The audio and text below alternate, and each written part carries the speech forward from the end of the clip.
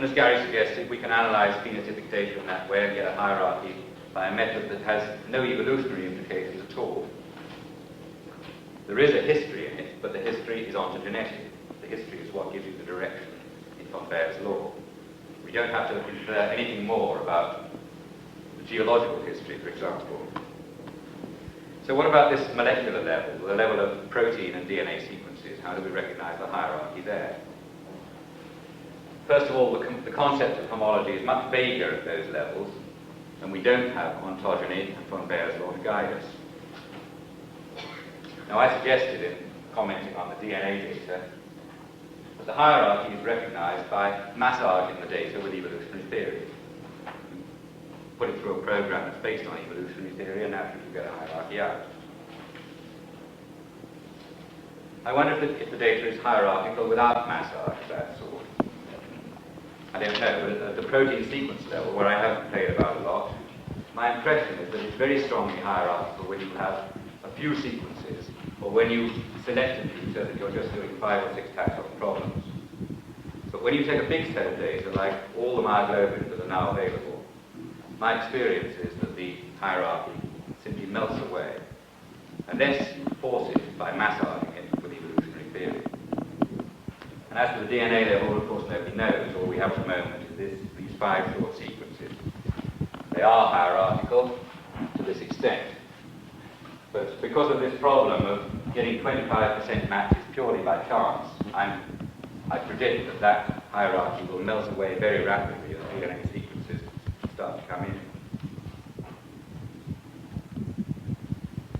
But if that's so, what is it that puts the hierarchy into the phenotype data if the hierarchy isn't there at the protein or the DNA level? Well, obviously, it's ontogeny.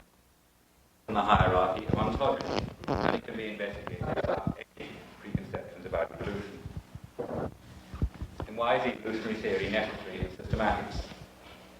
I seem to end up with this odd conclusion. It's necessary to impose hierarchical order on recalcitrant data. Evolutionary theory and systematics is a massage machine to impose hierarchy when none may exist. And if that's so, don't you think systematics would be better off without the theory? I think I'll stop. I was going to end with some quotes. I think, if I may, I'll just give you the last one. No, I won't. I'll give you the third. From Darwin in The Origin. When the views entertained in this volume are generally omitted, systematists will be able to pursue their labours as at present, and by at present, Darwin means as in pre-Darwinian times, as in pre-evolutionary biology. He's saying, don't let the theory get in the way of systematics. People seem not to have listened to him. The last quote is from Gillespie again, and it concerns J.D. Hooker, the botanist. If you think about it, Hooker was the only professional systematist amongst the Darwin coterie. He was also Darwin's oldest confidant. He'd been reading all of Darwin's manuscripts and talking to him solidly since 1840. And yet, he remained unconverted to evolution until 1859. And here is Gillespie on the reason why Hooker was not converted. Hooker adopted the view that species were immutable and each descended from a single pair. This was not necessarily his belief, but a methodological postulate to make classification possible. And then Gillespie makes the point again later on in the book like this. Hooker believed that the taxonomist, who was an evolutionist, must ignore his theory and proceed as if species were immutable. In other words, evolution may very well be true, but basing one's systematics on that belief will give bad systematics. Okay, thank you. I'm sorry to have gone so long. Are you serious?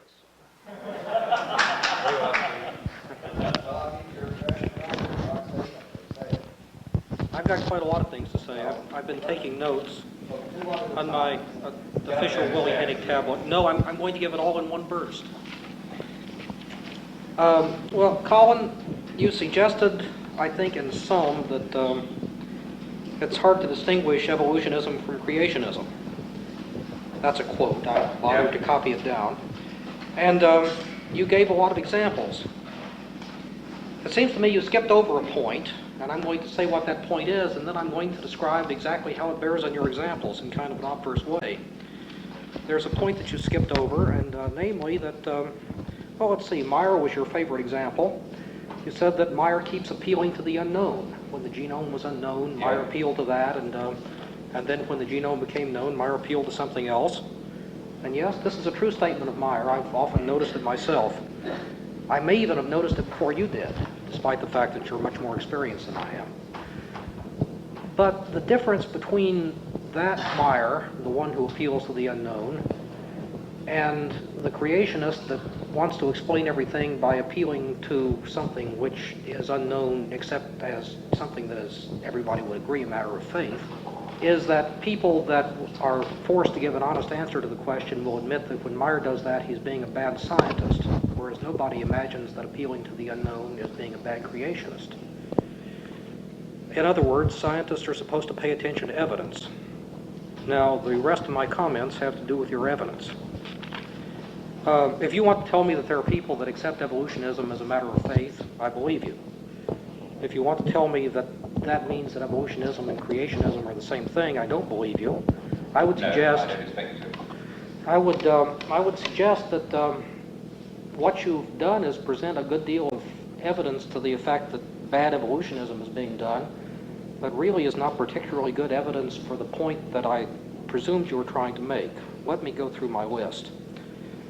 First of all, what Meyer says about how one ought to group things, men and apes or birds and reptiles or what have you. You give this as an example of the evolutionary taxonomist paradigm. I suggest it's not a particularly good example because phoneticists advance almost identical arguments about how things ought to be grouped, and they swear that there is no evolutionary basis to their procedure for grouping. Now, of course, it's possible that the phoneticists are wrong. It's also possible that Meyer is wrong. It's possible that what you're advancing as an example of an evolutionary procedure is in fact no such example, in which case it's not evidence for your position, it's evidence for something else. Let me expand on that. You've got this diagram here that you say Prager and Wilson disclosed in an otherwise unknown manuscript.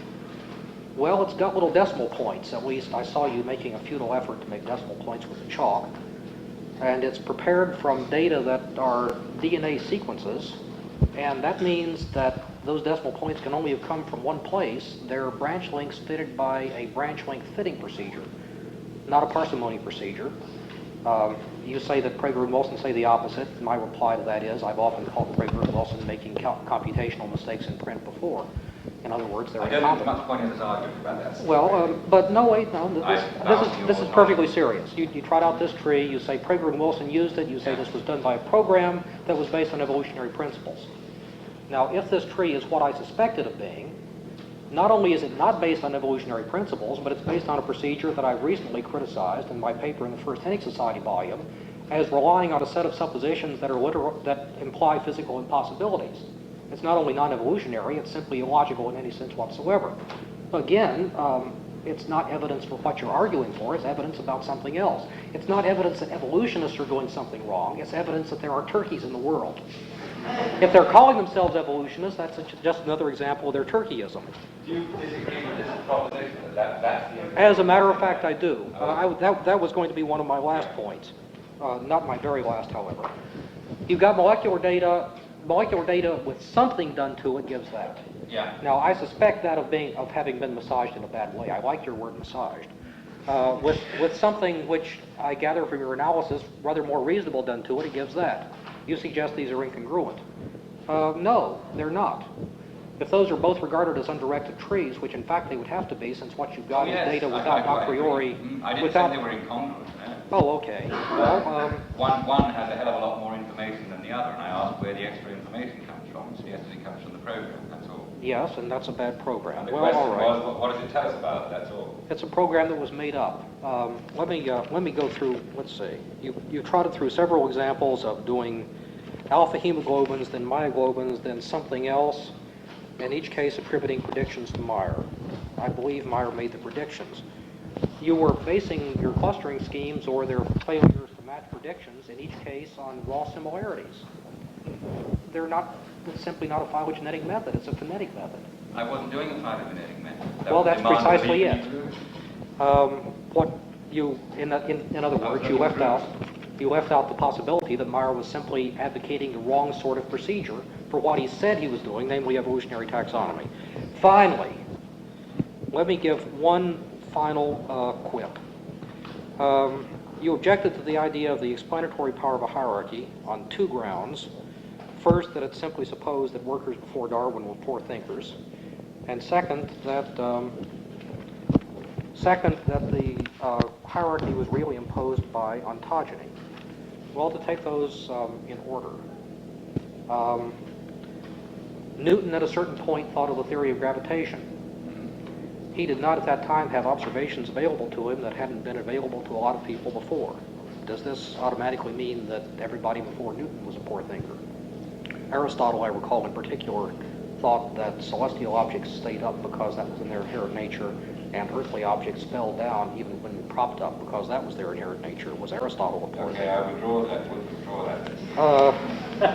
Finally, the hierarchy of ontogeny. Okay, I believe you, there's a hierarchy of ontogeny. As a matter of fact, if you want to say that molecular data are crummy, I believe that. In fact, I've often said the same thing. I'm not quite the same. But hierarchy of ontogeny. All right, let me ask you. I agree there's a hierarchy of ontogeny in the world as we see it. But is it a logical necessity that ontogeny be hierarchically structured? And if it's not, isn't there a theoretical question left, namely, why are apparent, that is, observed ontogenies hierarchically structured? In which case, well, when it could be structured in some other way. Yes. Okay, I could make a whole lot of quips myself, but I won't. I would just say that where you made this contrast between what an evolutionist and what a creationist, how they would treat the same data, I can't see that these are that the one on the left is what a creationist would do. It's simply another evolutionary method of handling the data. That would be my observation. It seems to me a real creationist would say that since all of these things had obviously been separately created, that any resemblances would be totally random. The other question I would ask is something that I thought Steve Ferris was going to say, but he didn't quite get to it. Namely, how do you have a hierarchy of, unless this reflects in some way a hierarchy of phylogeny? To my mind, if you don't have a phylogeny, I can't see why you're going to get a hierarchy of ontogeny. Now, did you mean to say something on that? No. You want to make a answer the question. Good heavens. Excuse me. I don't know how to answer it. If it were possible for someone in here to convince me of the truth of evolution by statements like that, I should be delighted. That's about all I have to say. But the statement itself does not convince me of the truth of anything. I think Niles had his hand up first. Yeah, the segment of that letter in science that you read from, I think the next sentence was, but that's not the point.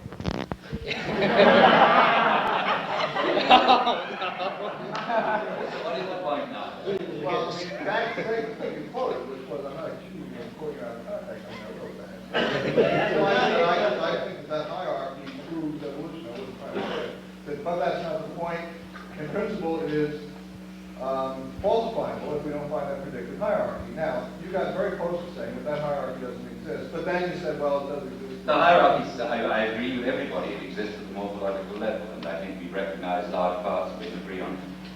Well, the problem is the things that are descended, that are passed on from generation to generation, are not morphologies.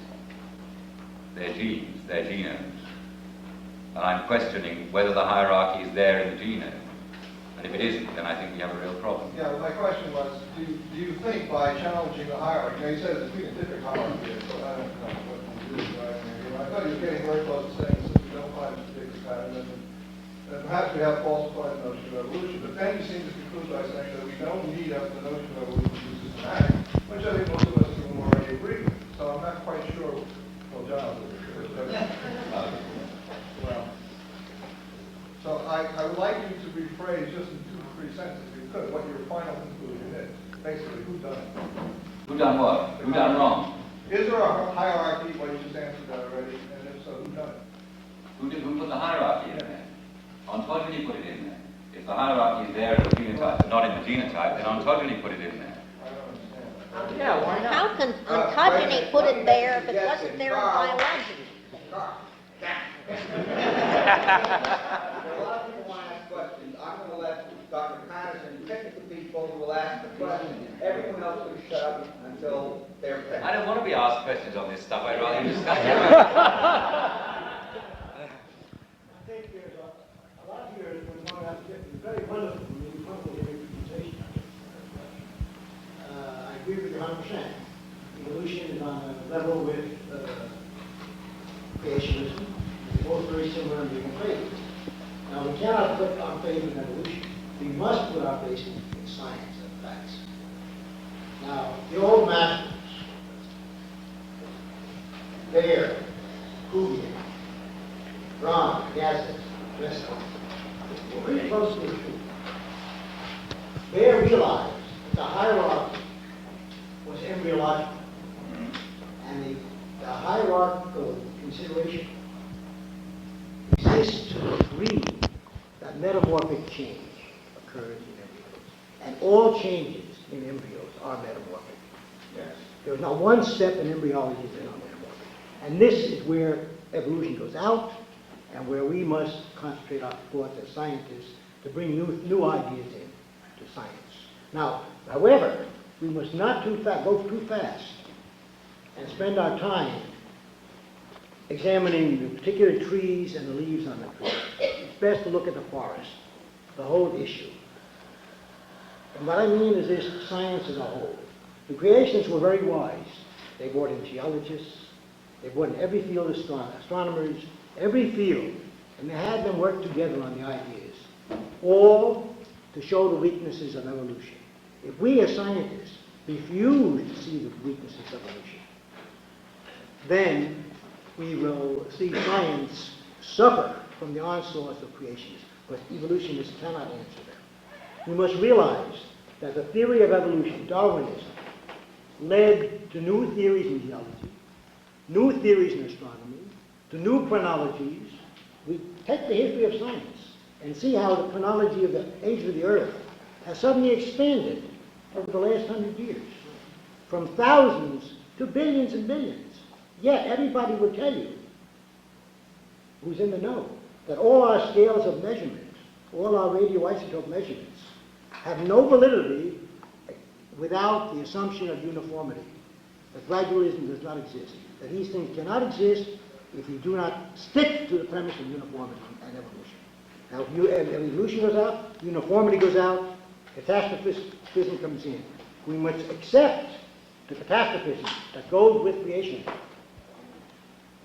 and discard the creationists and come to a catastrophist ideas of science, such as Cuvier had, Agassiz, and all the guys who contributed so much to the advancement of science. I think it was Gertrude Himmelfarb in the book Darwin and Darwinism, who points out how much the catastrophists did contribute and how little was contributed by the evolutionists. I think it should be a task of all of us to get together and work on these things, to reevaluate the facts of science. Thank you. I think you was first, guys. What I asked for you and I said, last remark, that yes, we really don't need evolution to do systematics, and you have implied the trouble with doing systematics inherently is constantly harming the data. How do you do account for statistics as a distinct school of phylogenetics or systematics? Don't you have to make constant assumptions of evolution when you think shared neuron character? Isn't the assumption there that because the ancestry was most recent ancestry, and therefore you have shared neuron character? To me, that implies evolution. It's not necessary to make the assumptions. The notion that you have to order things into primitive and derived is completely unnecessary as far as I Because can. how do you distinguish, Colin, between what's primitive and what's derived if you don't have an evolutionary assumption on it? By the distribution of the characters. Oh, so Primitive characters in the old sense have a wider distribution than, so it's strictly a rule, and evolution has nothing to do with it. well, as I understand it, yes. Dan? One of the tests of any scientific theory is slowly up to date. You agree with that? Yeah? And then I put it to you that some years ago it was predicted that sometime there exists an animal with a double jaw articulation in between mammal and reptile. This was predicted on the basis of our ontogeny, embryology, somewhere back in the 1890s, I believe.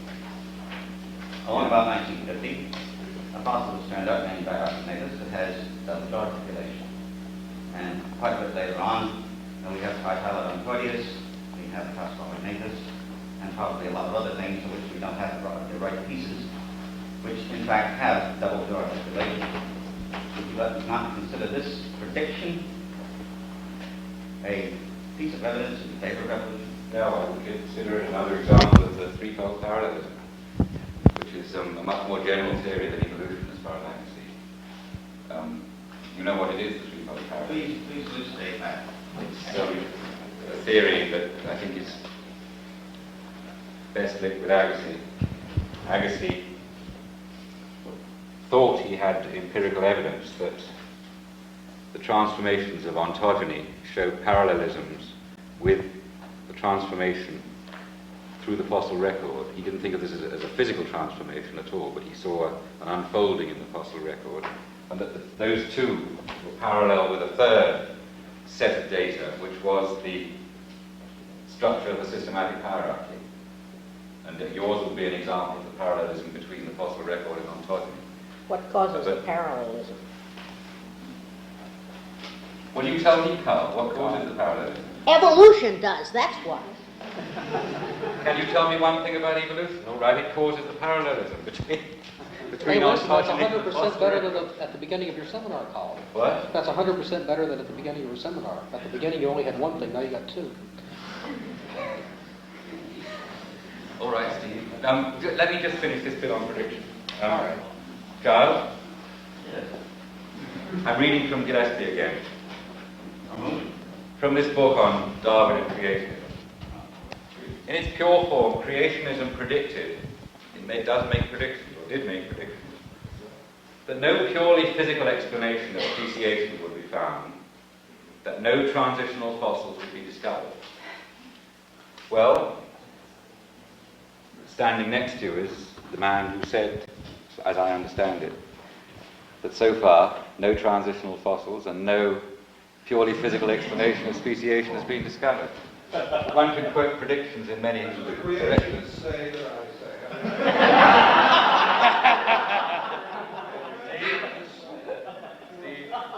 I would like to offer two comments on a previous comment, the gentleman that mentioned Cuvier and Agassiz. There are two parts of that that I regard as interesting. One is the idea that Cuvier pretty well had it worked out. I'll come back to that in a minute. And the other is that, as soon as we throw away the idea of uniformitarianism, then we have to bring in catastrophism. Well, that's a short, easy one. It's true that a principle of uniformitarianism in some form is required in order to interpret radiocarbon dating. It's not true that discarding that principle brings in catastrophism or indeed anything else in particular, logically speaking. Logically speaking, being purely technical about it, if you throw away that interpretation rule, uniformity, you're left with nothing. Of course, it's a little inaccurate to say that you're left with precisely nothing. That's true only of how you interpret radiocarbon dates. What was not mentioned is that if you throw away uniformity principles, you come up with paradoxes in lots of physical laws that, as far as I know, nobody objects to. For instance, if you throw away uniformity of radiocarbon dating, then in effect you're postulating drastic inconstancy of the gravitational constant, an idea that physicists have considered, but let us say there has been no strong evidence that that's in favor of it. Those two ideas are linked through relativity theory, because gravitation has an effect on time. So if you want to seriously maintain that you can't use radiocarbon dating, then you're questioning Einsteinian relativity. Now, I would suggest, in all seriousness, that that's a mouthful. And I would suggest, furthermore, that people that want to question radiocarbon dating on that particular basis had better be prepared to get into considerably heavier arguments than anything I've seen in the literature so far. Let me get back to Cuvier. Wait till I tell you about Cuvier. Cuvier was one of the people. Cuvier was the person that you said had it all pretty much figured out. Cuvier is one of my favorite subjects. Cuvier advanced a classification of the animals into four major groups, and argued that they were so different that there were unbridgeable gaps.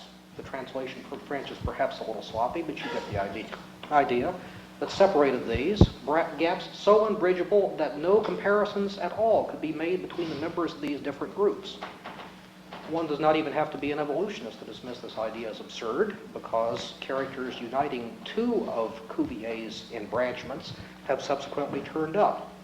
I refer to the mollusks and the annelids plus the arthropods. In other words, Cuvier did not have it all figured out. Let me give one more example. Cuvier was once developed his idea of functional morphology, which held among other things that it would be possible to reconstruct an entire unknown organism, a fossil, since Cuvier was interested in that sort of thing, given just one or a few of its parts. A salubrious opportunity came his way. He was presented with the tooth of a newly discovered species, which turned out to be a species of iguanodon from a coal bed in Belgium. He reconstructed the animal, went to the trouble of having a rather large cement statue of his reconstruction made. It's still in the Jardin des Plantes in Paris. The reconstruction rather looks like a rhinoceros. As most of you are aware, iguanodon was in fact a bipedal dinosaur. I would strongly suggest that Cuvier was a turkey, in other words.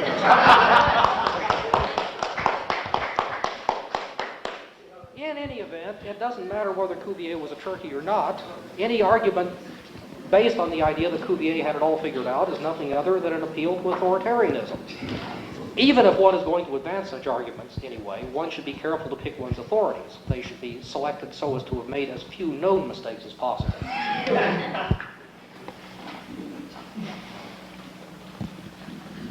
I'd like to say something, I'm not sure I'd like to phrase it properly, but it seems to me that what the creationists and the evolutionists have in common is that they're looking for causes.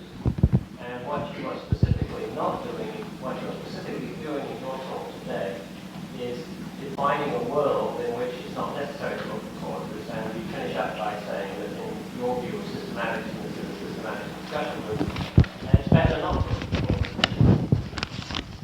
Now, what I'm curious about is in this process of going through the rejection of a particular notion of a cause, there are two parts of it. One is that it, by itself, seems to lack evidence. And the other one is that it is independently, whether it was backed up by evidence or not, could still be said to be irrelevant to your view of systematics. Am I correct about that so far? Even if there was an evolution theory, it probably wouldn't change, that you liked, it probably wouldn't change your view of systematics. It shouldn't, no. Yeah. Either that stuff is real, or if it's not real, then it's not worth doing. Yeah. Now, the question I want to work around to then is, if your view of systematics is to produce patterns without a process, you bring in the notion of ontogeny, which you would define as pattern, I'm asking, rather than process, or some combination of the two? No, it is a process, undoubtedly, isn't it? At the Hennig meeting last month, Norman Platnick said something that I thought was very interesting. I think it was Norman who said it. He said possibly pattern and process are homologous. Now, I don't know what that means. But then he went on to say that perhaps a pattern at one level is a process at a different level. I've tried to think about that afterwards and trying to make some sense out of it. It just remains interesting but impenetrable to me. Presumably Norman didn't say it without reason. He had some something in mind. Well, Colin, you can think of a tissue interaction. It wasn't Norman, it was Norman. process, but you can think of it as a pattern of development. Well, the interaction can be thought of as a pattern as well. Well, yes, I think so. It's part of the pattern of development, but in itself, it's a process. Can I go on a second? And that is to say that if you do accept that the pattern changes over time, that is, you can define a pattern for the systematic of all the organisms that live in the Devonian, and you have a different set of organisms for all the organisms that live in the Mesozoic, anytime you like. That's a question. No, I don't think the pattern does change over time. Well, that's what I want to find out. I think, I don't remember where Darwin says it, but Darwin was well aware of it, that long before him, people had found that the fossils of any period fitted into the recent system. The hierarchy is one, and all these different levels in it are not different patterns, they're part of the same hierarchy. There aren't any fossils that don't belong in a recent group of some sort. In some cases, the recent group is metazoa, but... Sure, okay, then, but there is a hierarchy to the overall pattern, which has a time component. I'm not aware of such a thing, I must say. That it seems to me that there is one hierarchy, and there are bits in it that are of different ages coming towards the recent, but I think I don't quite understand what you're saying. I don't think I quite understand what I'm saying. Very fast. I'm trying to work around to saying that you say what is evolution, I think you choose a little time to do lots of different things. But one of the things it is in people's minds is change over time, some kind of change over time. Yes. Okay, what is changing? Well, if you're appealing to the fossil record, it's... No, I know what you tell me. What is changing? Yeah. Well, if I knew what was changing, I would know something about evolution. Okay, now all right. Is something changing? Has something changed? Yes, it has. Things have become extinct. Mm. No. Have things... No? Who said no? Well, I said, in your sequence of changes from a pre-teleos to a teleos, Yes. the sequence of changes must involve some kind of... so let me follow these things. If you pick on extinction, you're saying that as a pattern, things that have gone extinct at different times during the record. Okay. Would you back up and say that you would accept the other side of that coin, which is things that have risen at different times in the fossil record? Oh, yes, I would. Okay. So there is a process of change over time. Mm. Yeah. And it has a cause. Yes. Okay. I just want to check. Mm. I don't... Everything you said is about systematics, and you can do systematics perfectly without knowing anything we care about evolution. But there is another process which says that, where the evidence seems to be that there is some process of change over time, and that it does have a cause. Documented? Is this And documented? no, I'm just talking about what Colin thinks.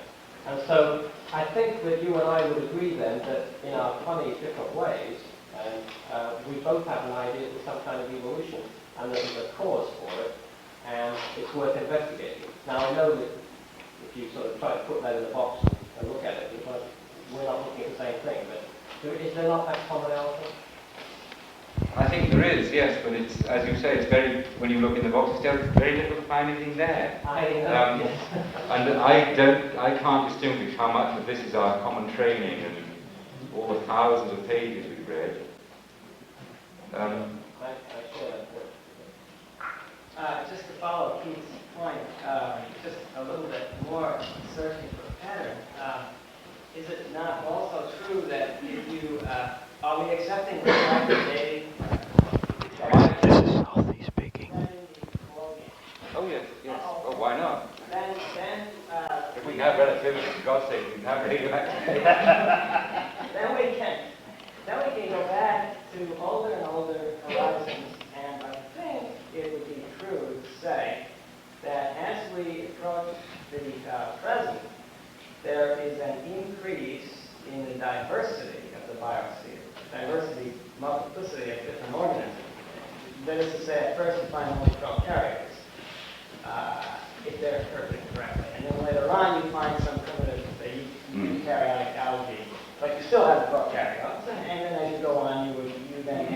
vertebrates, and then you get vertebrates in higher plants. So that pattern, just added to Keith's remarks, would lead you, I think, to a kind of hierarchical, it could, logically, lead you to a kind of hierarchical descent with modification pattern. Well, it couldn't logically lead you to that, no. It would certainly be consistent with that. Okay, that's all we need. Yeah. Yeah. So that this pattern would seem to be there. Well, the notion of increasing diversity, I mean, people have been trying to do sums about that for years, haven't they? I'm not at all sure that the results... Well, I mean, we don't need, fine details. If we just add the big groups and bring them in as time goes on, we will get a tree. Yeah. I mean, it could be represented by a tree. And I think that is what many people feel, given that there's a continent. Yeah. That when this process of origination, which Keith is talking about, this then brings in a sense of conviction to this kind of descent. Yes, we affirm the facts, but... But I think it won't stand. It doesn't get you to believe the next step in the evolution of belief, which is the process of descent is by divergence from a common ancestor. There's no logic. There's certainly no, because Charles Lyell's theory is just Charles Lyell's theory of yeah, but steady state. Why didn't you find these others that only appeared later? Why didn't you find them earlier? In other words, you start making ad hoc things, don't you? More, in other words, you start bringing in much more functions for which they're already needed. Well, I think they're more ad hoc as they are.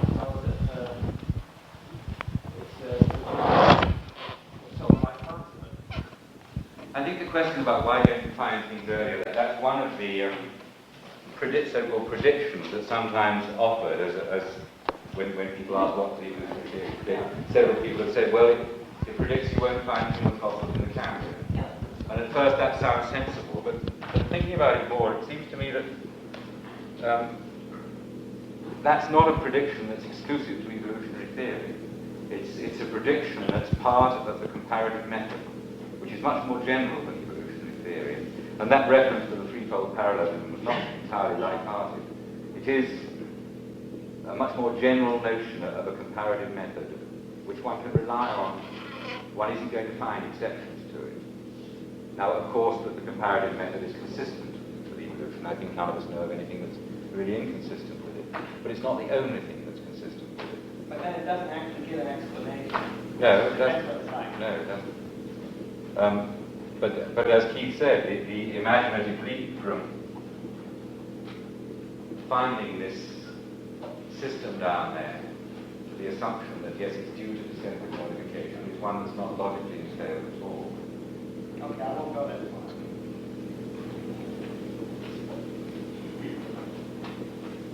I think you should mention that the tree of life.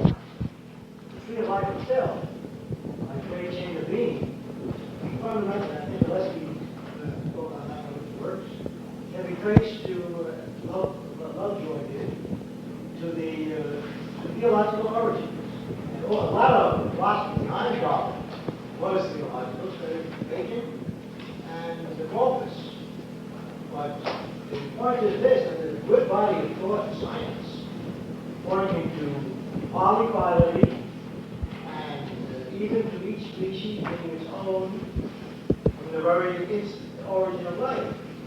Now, I think you bring to mind Clark Austin's zoogenesis, Bird's nomogenesis, Daniel Rosa's oligogenesis, and many other works, where they make very good cases for development, each individual species being its own in the very beginning.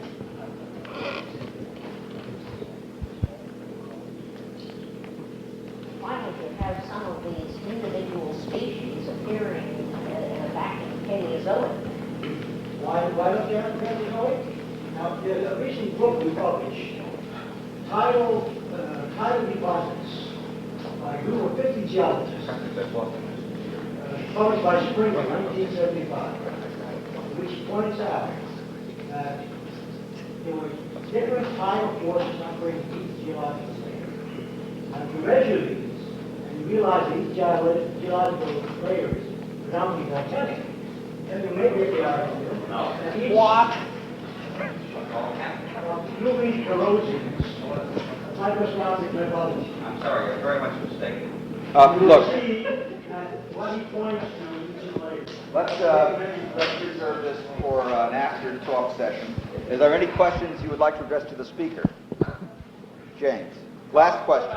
That's the last question. Go ahead. What about turning the thing around? Yes. Systemics make up a cladogram.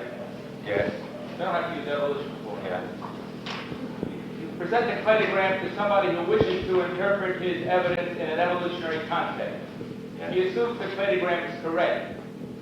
He then puts his data on the cladogram, and he can make some kind of sense out of it. Let's not, maybe they're just scenarios, but anyhow, he makes some kind of sense out of it. Is there anything so heinous about, or whatever it is? No, not at bad about that all. Not at process? all. But that's not the way it's done. It seems to be done the other way around. In other words, I'm just trying to salvage something.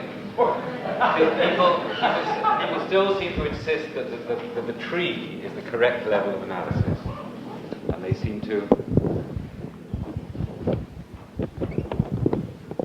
do Well, so. at this level, what I'm talking about, cladogram here, it shades back and forth. Under strict definitions, it shades back and forth from tree to cladogram and back again. It's I'm not always sure if when I would attempt such a thing, even in my mind's mind, whether I'm working with a cladogram or a tree. The interesting thing about that notion of it shifting in the mind is that, to me anyway, if you're working on a tree, then it seems, according to Michael Gislin and David Hull and various other people, that the elements of the tree are logical individuals. But if you shift in your mind and you turn it into a cladogram, they become universals. And when you shift it back again, they become individuals again. But this has to do with the fact that a cladogram is an operational device that is useful for clarifying ideas or making it easy to work with ideas or entities of one sort or another, whether they are individuals or not. And I admit that this is maybe very sloppy thinking, but I don't see such great harm in it. I think it's... Well, I hope you're right, Jim. For comparative minds. I hope you're right. They're not systematists. Yeah. I think let's just thank